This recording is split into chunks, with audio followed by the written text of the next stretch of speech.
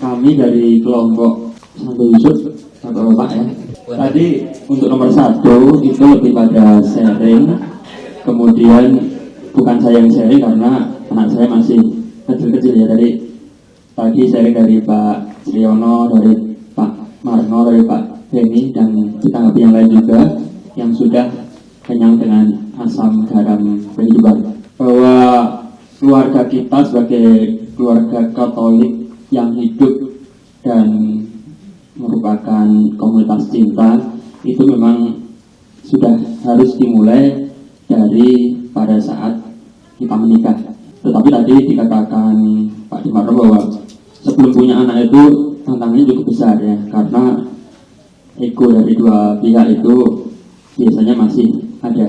Nah, setelah proses mempunyai anak itu biasanya sudah lebih fokus kepada keluarga dan sudah lebih teratur arahnya.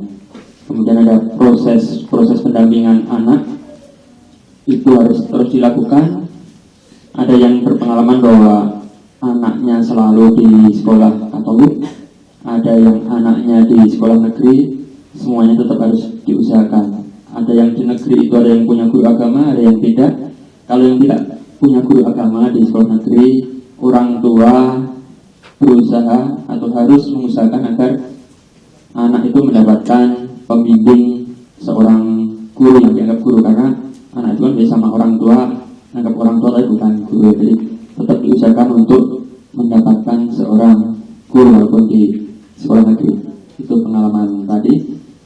Kemudian apa yang kita lakukan di keluarga itu untuk menjadi komunitas yang hidup dan komunitas cinta, yaitu untuk selalu mengusahakan tadi dari kecil ya anak-anak untuk ke gereja bareng, untuk berdoa bersama. Kemudian untuk doa-doa ini di waktu kecil juga anak dilibatkan di doa keluarga dari seperti sang ibu-ibu, juga anak itu diberikan kesempatan atau giliran untuk berdoa atau mengungkapkan pendapatnya. Kemudian seperti itu. Kemudian tantangan berikutnya setelah anak-anak remaja atau masuk SMA biasanya itu muncul tantangan baru. Banyak dari kita orang tua yang, bukan saya karena sebelumnya, banyak dari orang tua yang sudah mulai tidak bisa mengontrol anaknya. Di situ orang tua, bapak ibu kami ya, di kelompok kami tadi lebih menitik beratkan kepada doa ya. Doa untuk mengiringi anak-anak kita di dalam kesehariannya. Kemudian berdasarkan sharing tadi, walaupun sepertinya anak-anak itu menjadi kurang komunikatif dengan orang tua ya, setelah SMA atau kuliah, tetapi pada saatnya nanti apabila doa itu terus kita panjatkan dan usaha-usaha itu terus dilakukan, bahkan ada anak yang akhirnya justru bisa menjadi panutan kita di dalam doa ya, karena orang tua kan biasanya sudah, terutama bapak, sudah melebur dalam keseharian ya, di dalam pekerjaan. Jadi anak-anak pun bisa menjadikan inspirasi bagi orang tua.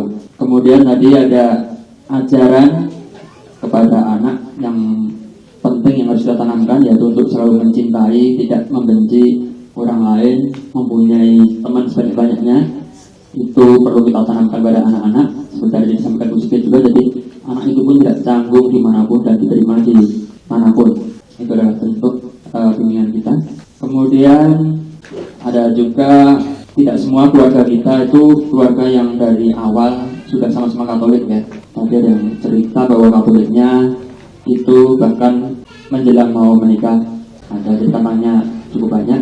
Mungkin seperti saya juga Katoliknya setelah laksana SD, saya dulu baru orang tua, baru nenek ya. Itu jadi nenek pun ikut Katolik karena melihat kok setelah dari Katolik anak dan cucunya semakin baik, sehingga nenek pun akhirnya ikut terakhir sebagai contoh ya.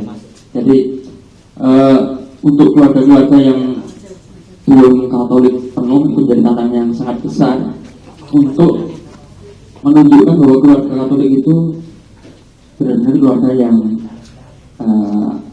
baik ya, yang penuh cinta, untuk meyakinkan misalnya orang tua atau mertua kita yang belum Katolik yang kadang mencemooh gitu ya, memojokkan misalnya kenapa sih kamu dulu mau sama Pak itu gitu kan, toh sekarang kehidupannya tidak lebih baik seperti itu. Kadang-kadang ada yang seperti itu sampai sekarang.